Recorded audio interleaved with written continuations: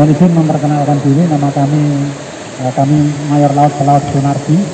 Tambak udang Fanami ini kami buat di atas lahan TNI Angkatan Laut seluas 4.000 meter persegi yang terdiri dari 2 kolam budidaya dan 2 kolam penampungan. Kolam penampungan ada yang paling ujung. Kolam budidaya ini adalah kolam 2, yang sebelahnya kolam 1. Kolam kami ini konstruksinya terbuat dari HDPE, posisi tambak ada di atas permukaan. Ini yang ada di bawah kita ini, yang hitam ini adalah terpal HDPE. Jenis HDPE ini ukurannya 500 mikron, itu sama dengan setengah mili. Ini kekuatannya dijamin minimal 5 tahun. 5 tahun ini kuat. Dan untuk konstruksi lain, sumber air kami menggunakan mata bor. Kami tidak menggunakan air laut, kami menggunakan air bor yang sudah diperiksa atau sudah di lab melewati laboratorium yang dilaksanakan oleh CV Prima yang selama ini mendampingi kami budidaya. Budidaya ini per kolam itu 1.600 meter. 1.600 meter ini kami tebar itu 130.000 ekor. Sehingga 2 kolam yang kecil seperti ini kami mampu tanam 4.500 meter. Di siklus kedua kami bisa tanam sekitar 5.300.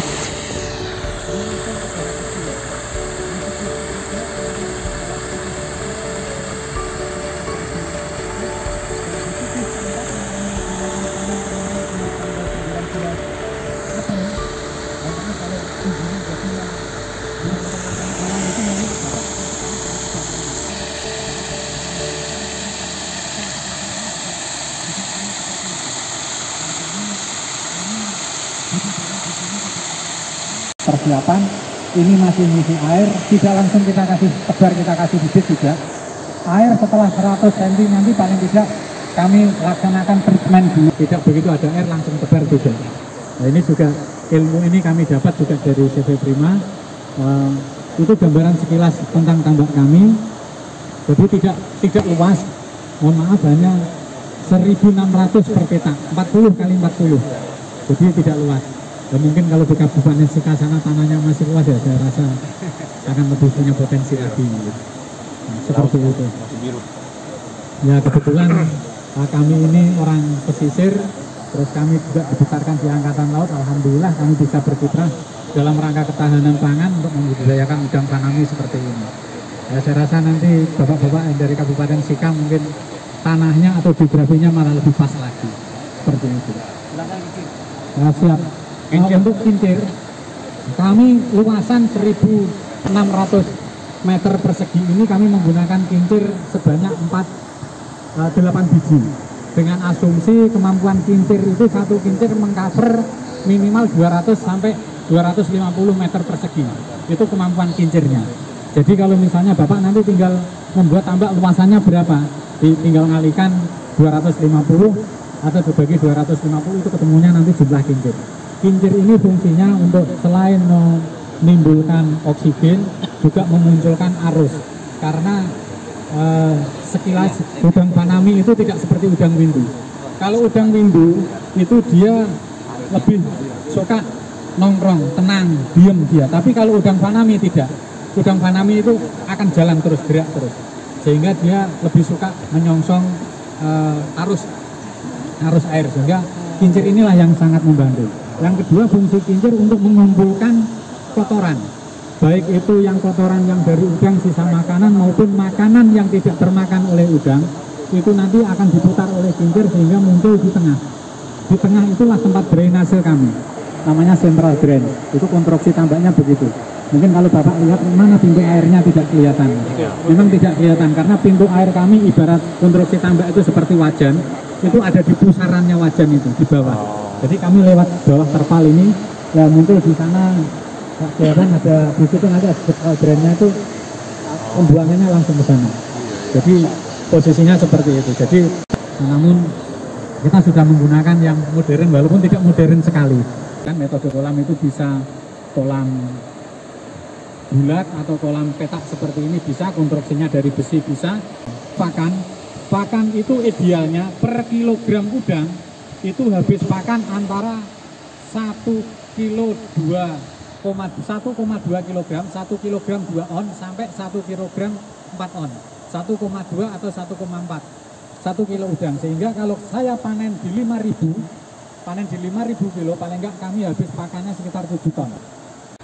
Dari jumlah keuntungan operasional kami, maksimalnya atau idealnya kami punya keuntungan 40%.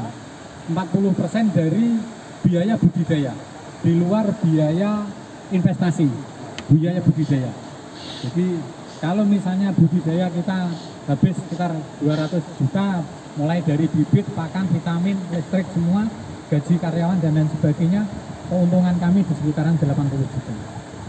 Ini yang kami alami selama 4 siklus ini. Mudah-mudahan siklus kelima, mohon doa restunya, dan siklus selanjutnya kami masih bisa bertahan seperti yang sudah kami lewati. Dari sampai 90 hari. 90 hari, namun kalau kita mau ngejar size besar, artinya size begini ukuran udang per kilonya misalnya 90 hari, itu paling enggak kami sudah size di angka 50 sampai 55. Namun semakin besar size-nya, semakin besar udangnya, itu harganya semakin tinggi. Sehingga kami kemarin mengejar size besar. Kami kemarin panen seumur DOC 116 hari, size kami 37 dengan harga 94.000 per kilo. Wow. Seperti itu. Ada yang namanya parsial. Parsial itu mengurangi kepadatan. Setelah yang ada, benur yang ada atau udang yang ada 20%. Nanti begitu juga di umur 75 hari, 2 minggu kemudian kita parsial 15% lagi. Selanjutnya 15% lagi. Saya nama Guru Suryawan, Sarjana Perikanan, bekerja di PT Sentral Proteina Tbk di bawah Caron Pokpan Indonesia. Jadi divisi kami di pakan udang. Catatan kami untuk secara marketing, ya, seperti kita waktu menggerakkan tambak di Pulau Muna, Sulawesi Tenggara, ya, Kabupaten Raha, ya. Di sana kita bisa ngirim benur lewat pesawat dari Makassar, dari kita sampai Kendari, dari Kendari naik kapal cepat sampai Raha. Kapal kita sanggup 24 jam, tidak ada masalah. Pakan bisa kirim lewat kontainer, tidak ada masalah. Untuk hasil panen, saya berharap ada kerjasama dengan Kulsurit, karena nanti ada proses potong kepala dan pembekuan. Ya, setelah dibekukan, diblok, satu kemasan biasanya 3 kilo, 2 kilo, ya, masuk ke kardus, masukkan ke kontainer pendingin, selesai. Dikirim lewat kontainer sampai Surabaya. Kulsurit tambah suka. Kenapa suka? Karena dibongkar kapanpun siap. Secara harga, penurunan harga karena ada proses tadi, insya Allah per hari ini nominalnya sekitar 7.000 per kilo, karena ada proses potong kepala dan pembekuan. Ini secara marketingnya tak kira bisa, karena kita pernah kembangin di Sulawesi Tenggara. Untuk masalah air, keterbatasan tambak Lantama ini di air. Harusnya tambak ini bisa 20 ton per hektar. Sekarang masih sekitar 15-16 ton per hektar. Karena memang airnya hanya sumur bor. Kalau bisa 1 kilo pakan harian butuh 3 meter kubik air. Nah, mungkin bisa sama sumur bor yang tadi.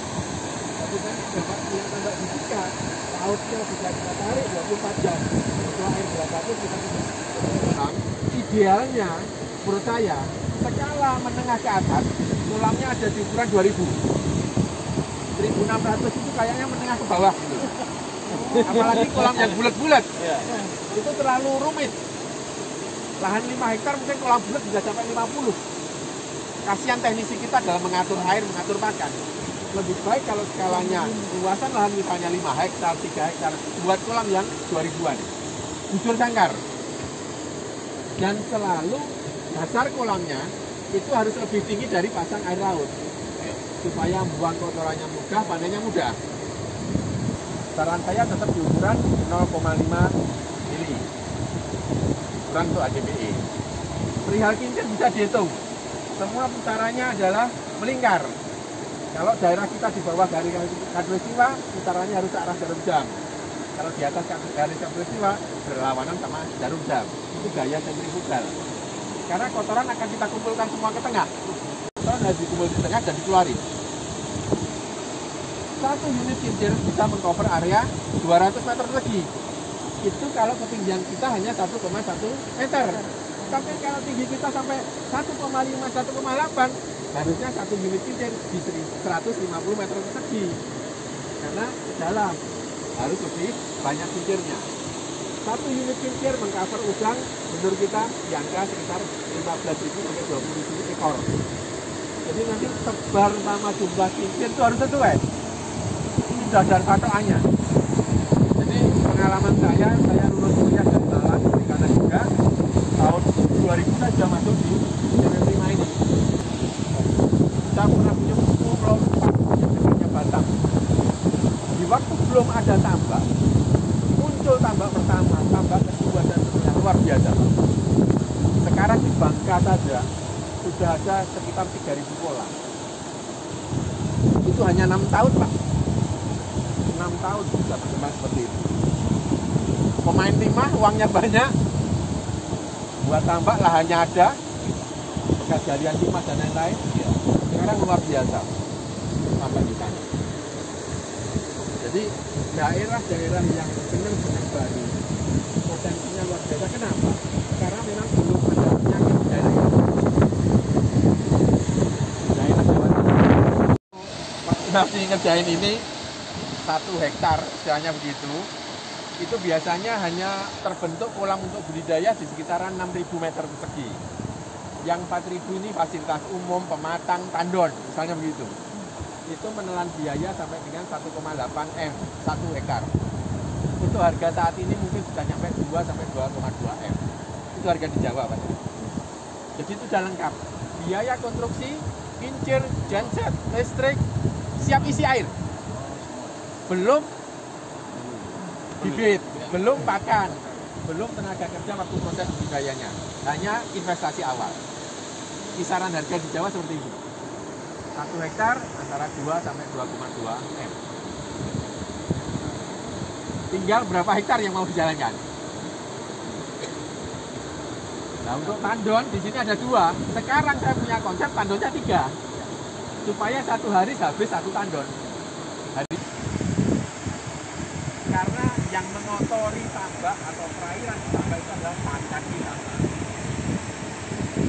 Udang tidak dikasih makan karena hidup. Meskipun sampai 3 bulan masih hidup, tapi tidak besar. Supaya besar dikasih makan. Mungkin berbeda nih cara masing-masing fraksi, tapi katakanlah untuk saya sebagai ketua fraksi PAN melihat ini jelas ini keuntungan, share keuntungannya jelas. Nah mungkin pada tahap pertama nanti dengan Pak Ketua kita undang secara resmi nanti bersama dan Lantamal di sini dengan perwakilan dari PT presentasi secara lengkap, survei dulu ke Sika. Katakanlah lahan kami siap, aset kami siap, yang tadi kalau storage kami punya, kan begitu. Potensi real kami punya. Nah sekarang yang perlu diperhitungkan adalah dalam setahun itu operasionalnya berapa, share keuntungannya dengan perusahaan berapa. Itu harus betul-betul dengan kan begitu kalau kerjasamanya. Kalau mau di tidak ada. Kami petani, kami pelaku. Kami tidak ada sharing profit dengan PT, tidak ada. Jadi hanya kami dengan teknisi, orang yang mengupaini tambak ini. Saya tugaskan di sini. Yang sini itu keuntungan izin ya. Keuntungan kami 10% dari keuntungan kami serahkan kepada mereka. Oh begitu. Jadi ceritanya gini, tambak-tambak itu pada umumnya setelah ada revenue atau penghasilan kotor itu pasti ditarik dulu untuk investasi. Misal satu tambak ini harus selesai 5 tahun, misalnya gitu. 1 tahun misalnya hanya 2 situs, berarti pemotongan kan jelas. Ya, setelah dipotong dari penyusutan investasi, baru angka 10 sampai 12% untuk bonus operator pelaksana yang ada di kolam. Baik itu anak kolam, teknisi, dan lain-lain. Itu 10% dari net profit tadi yang sudah dipotong sama biaya investasi. Satu kincir kalau 24 jam jalan, biayanya hanya 30.000 sehari.